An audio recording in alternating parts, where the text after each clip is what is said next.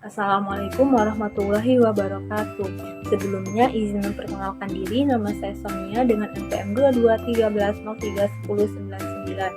Saya berasal dari kelas C, Program Studi Pendidikan Ekonomi, Universitas Lampung Angkatan 2022. Di sini saya akan memaparkan hasil laporan observasi saya di Sekolah SMA Negeri 1 Abung Barat tentang pengimplementasian kurikulum yang diterapkan di sekolah tersebut. Tujuan saya melakukan observasi ini adalah untuk memenuhi syarat mengikuti ujian akhir semester mata kuliah kurikulum dan pembelajaran ekonomi dan untuk mengetahui bagaimana penerapan kurikulum yang dilakukan oleh SMA Negeri 1 Abung Barat. Sebelum masuk ke inti pembahasan, pertama-tama kita membahas tentang latar belakang.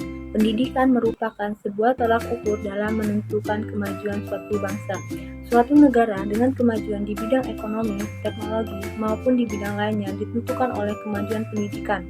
Perkembangan dunia pendidikan dari tahun ke tahun mengalami perubahan seiring dengan tantangan dalam menyiapkan sumber daya manusia. Sumber daya manusia yang berkualitas dan berdaya saing tinggi.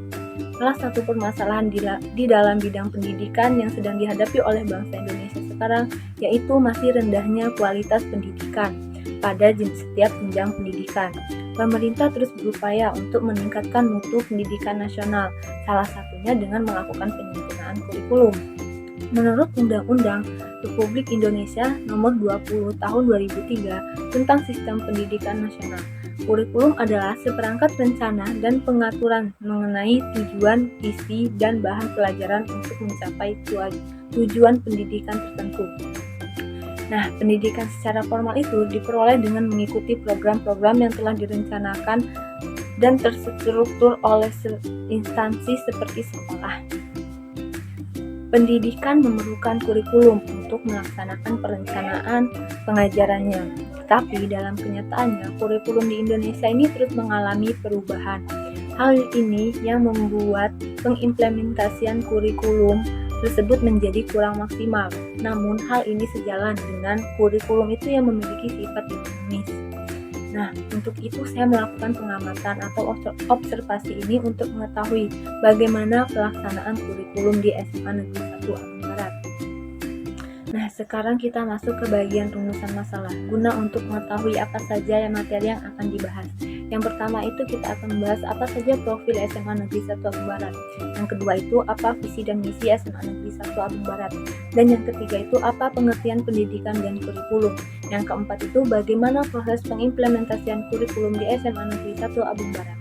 Yang kelima itu apa saja sih kendala dalam implementasi kurikulum di SMA Negeri 1 Abung Barat. Dan yang terakhir itu apa saja solusi yang diberikan pihak sekolah dalam mengatasi kendala penerapan kurikulum di SMA Negeri 1 Abung Barat. Pada slide ini kita akan membahas tentang tujuan dari penelitian ini. Yang pertama itu untuk mengetahui profil SMA Negeri 1 Abung Barat. Yang kedua itu untuk mengetahui apa sih visi dan misi SMA Negeri 1 Abung Barat. Yang ketiga itu untuk mengetahui pengertian dari pendidikan dan kurikulum. Yang keempat itu mengetahui proses pengimplementasian kurikulum di SMA Negeri 1 Abung Barat. Yang kelima itu untuk mengetahui apa saja kendala dalam implementasi kurikulum di SMA Negeri 1 Abung Barat. Yang keenam itu untuk mengetahui solusi apa yang diberikan pihak sekolah dalam mengatasi kendala penerapan kurikulum di SMA Negeri 1 Abung Barat.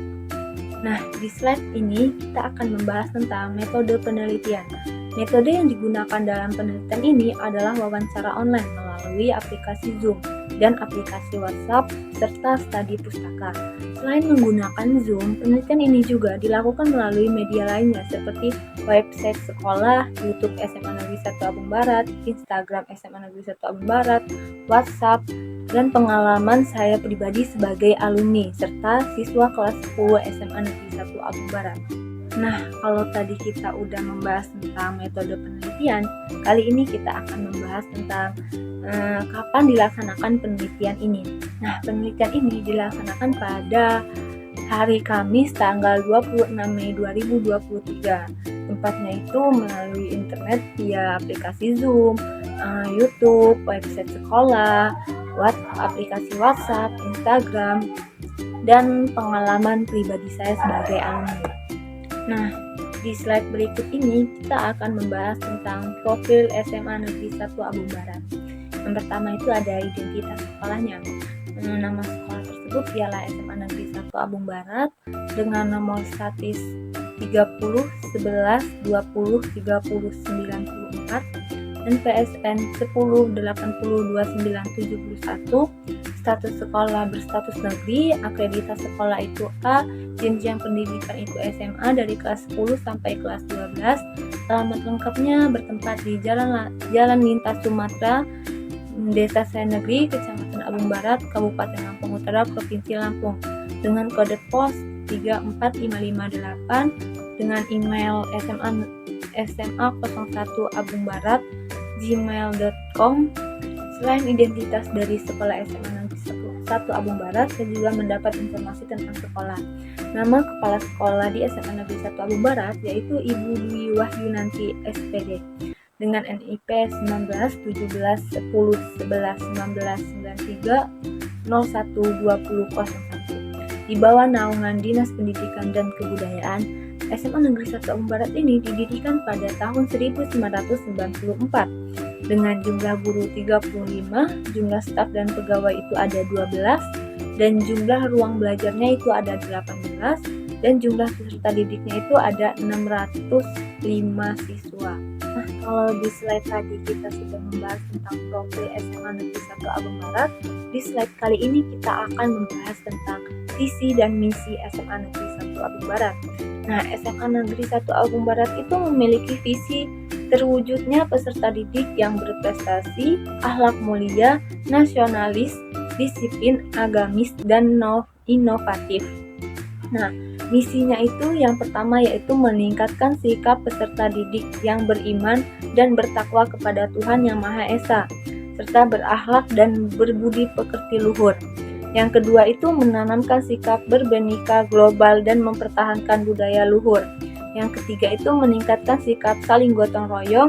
Yang keempat meningkatkan sikap mandiri. Yang kelima itu meningkatkan sikap bernalar kritis dalam memproses informasi. Yang keenam itu mewujudkan sikap kreatif. Yang ketujuh meningkatkan prestasi sikap dan non-akademik sesuai dengan bakat dan minat peserta didik tersebut. Yang kedelapan meningkatkan sikap disiplin peserta didik dan bertanggung jawab. Nah, di slide kali ini kita akan membahas tentang pengertian dari pendidikan. Dalam Kamus Bahasa Indonesia KBBI, kata pendidikan berasal dari kata didik serta mendapat imbuhan pe dan akhiran an, sehingga kata ini memiliki pengertian sebuah metode, cara maupun tindakan membimbing. Dapat didefinisikan, pengajaran ialah sebuah cara merubah etika serta perilaku oleh individu atau sosial dalam upaya mewujudkan kemandirian dalam rangka mematangkan atau mendewasakan manusia melalui upaya pendidikan, pembelajaran, pembimbingan, serta pembinaan. Dalam Undang-Undang Nomor 20 Tahun 2003 tentang Sistem Pendidikan mengatakan bahwa pendidikan merupakan usaha sadar dan terencana untuk mewujudkan suasana belajar dan pembelajaran agar peserta didik secara aktif mengembangkan potensi dirinya untuk memiliki kekuatan spiritual keagamaan, pengendalian diri, kepribadian, kecerdasan, akhlak mulia, serta keterampilan yang diperlukan dirinya dan masyarakat. Jadi, dalam arti luasnya, pendidikan adalah hidup. Artinya bahwa pendidikan adalah seluruh pengetahuan belajar yang terjadi sepanjang hayat dalam semua tempat serta situasi yang memberikan pengaruh positif pada pertumbuhan setiap makhluk hidup individu. Pengajaran dalam pengertian luasnya juga merupakan sebuah proses kegiatan mengajar dan melaksanakan pembelajaran itu bisa terjadi di lingkungan manapun dan kapanpun. Nah, kalau tadi kita udah ngebahas tentang pendidikan, sekarang kita membahas tentang kurikulum. Secara etimologi, kurikulum berasal dari bahasa Yunani, yaitu kurir dan kurere, yang merupakan istilah bagi tempat berpacu dan berlari dari sebuah perlombaan yang telah dibentuk semacam rute pacuan dan harus dilalui oleh para kompetitor. Dengan kata lain, rute tersebut harus dipatuhi dan dilalui oleh kompetitor sebuah perlombaan. Dalam Undang-Undang Nomor 20 Tahun 2003 dikemukakan bahwa kurikulum adalah seperangkat rencana dan peraturan mengenai isi dan bahan pembelajaran serta cara yang digunakan sebagai pedoman dalam pelaksanaan proses belajar mengajar. Nah, kurikulum ini merupakan suatu komponen yang sangat penting dalam menentukan penyelenggaraan pendidikan. Kurikulum ini berfungsi sebagai alat untuk mencapai tujuan pendidikan. Apabila tujuan pendidikan berubah, maka secara otomatis kurikulum juga harus berubah.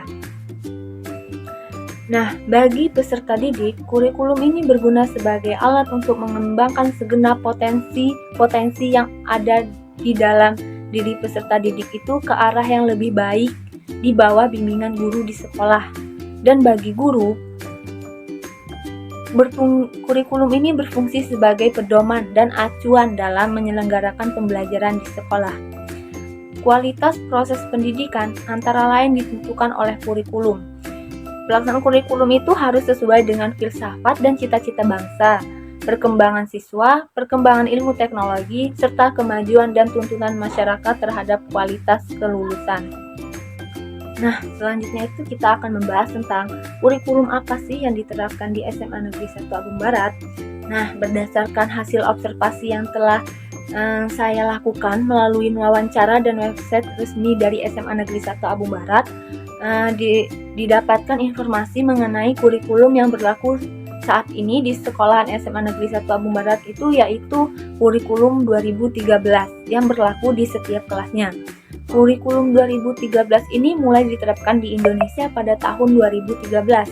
Kurikulum 2013 ini merupakan suatu kurikulum yang berkualitas bagi pendidik dan dibentuk untuk mempersiapkan lahirnya generasi emas dengan sistem di mana siswa lebih aktif dalam kegiatan belajar mengajar.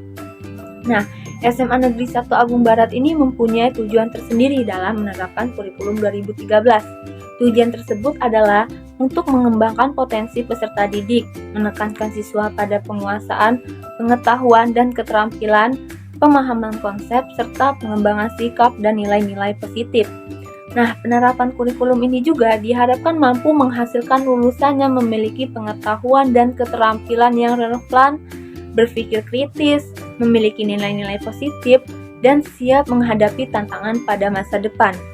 Nah, pada tahun ajaran baru yang akan datang, SMA Negeri 1 Abung Barat itu memiliki rencana akan mengubah kurikulum 2013 ini menjadi kurikulum merdeka.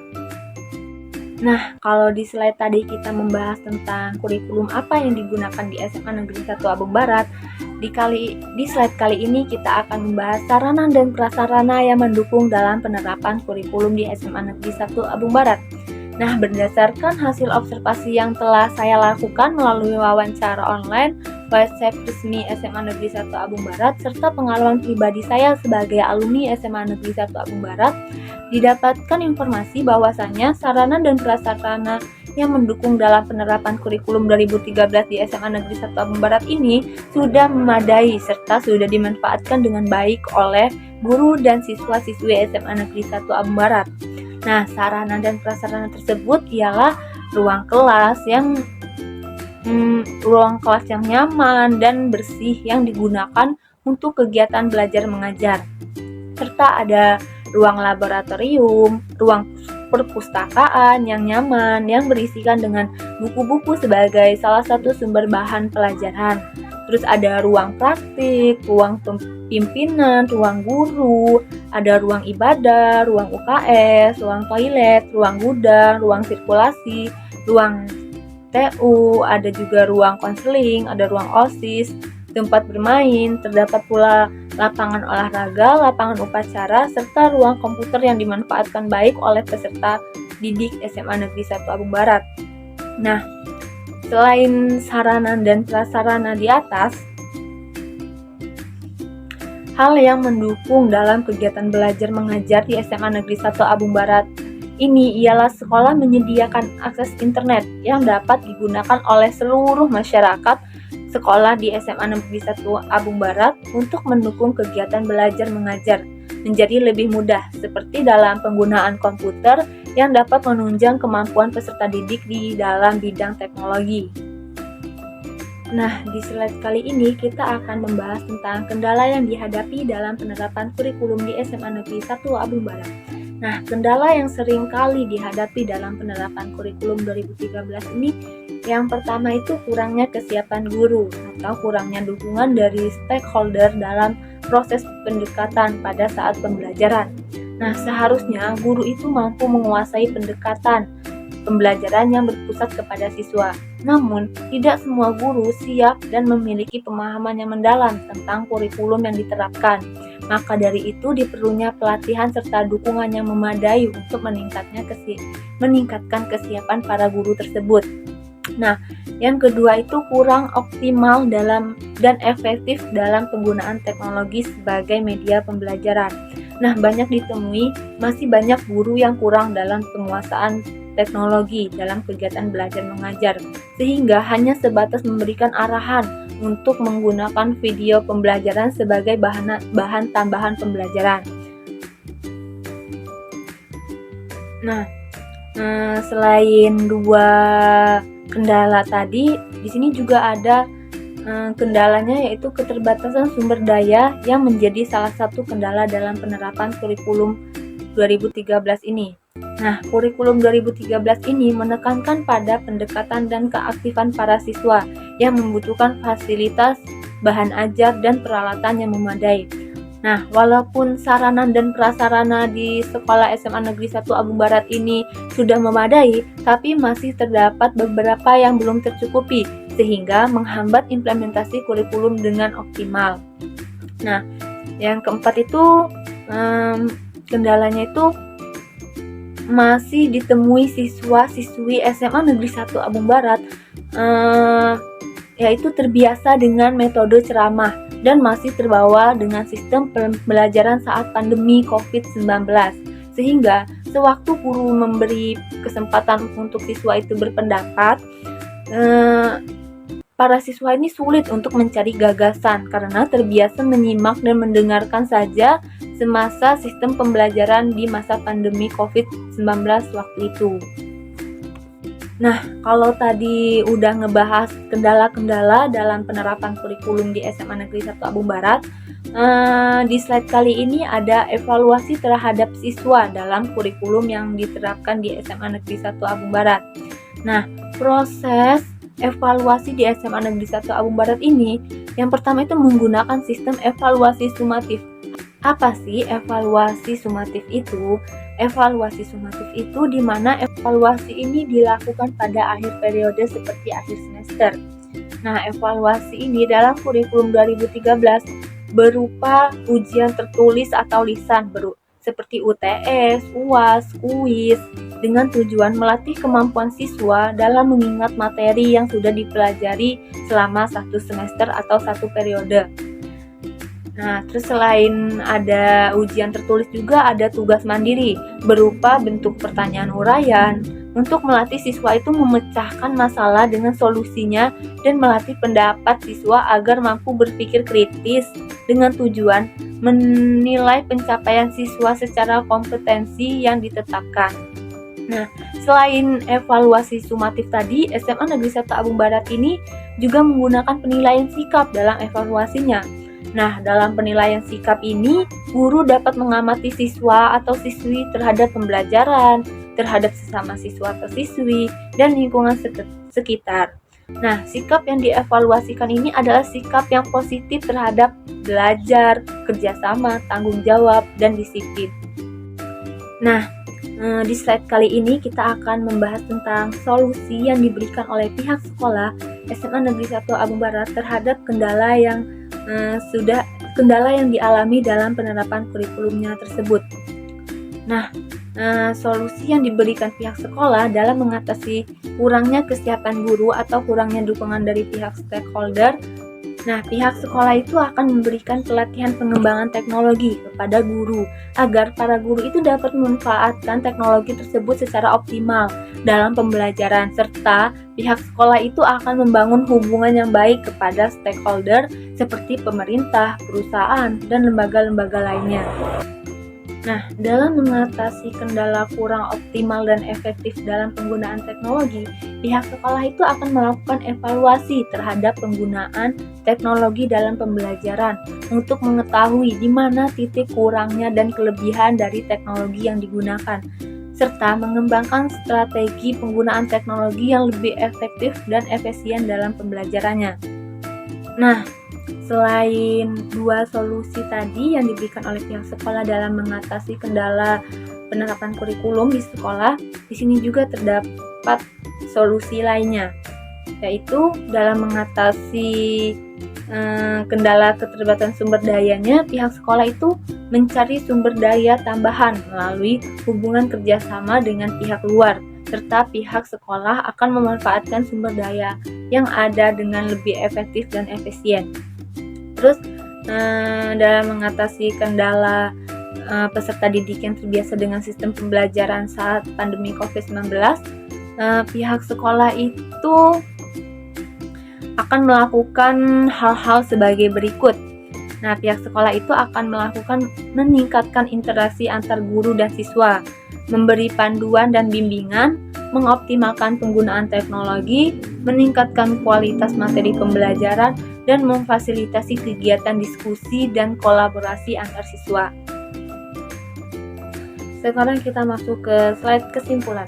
Nah, berdasarkan hasil observasi yang telah saya lakukan di SMA Negeri 1 Abu Barat, dapat disimpulkan bahwasannya kurikulum yang berlaku atau yang diterapkan di SMA Negeri 1 Abu Barat yaitu kurikulum 2013. Nah, penerapan kurikulum 2013 di SMA 1 Abu Barat ini dapat dikatakan baik, dengan sebagian besar para gurunya itu sudah berkompeten dengan penerapan kurikulum yang diterapkan, meskipun terdapat beberapa sebagian guru yang belum berkompeten. Nah, di tahun ajaran baru yang akan datang, pihak sekolah SMA Negeri 1 Abu Barat ini memiliki rencana untuk merubah kurikulum 2013 menjadi kurikulum merdeka.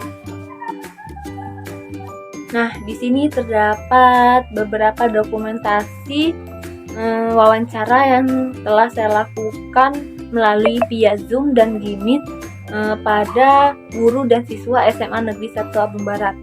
Sekian pemaparan hasil observasi yang sudah saya lakukan. Lebih dan kurangnya saya mohon maaf. Saya akhiri, wabillahi taufiq wal hidayah. Wassalamualaikum warahmatullahi wabarakatuh.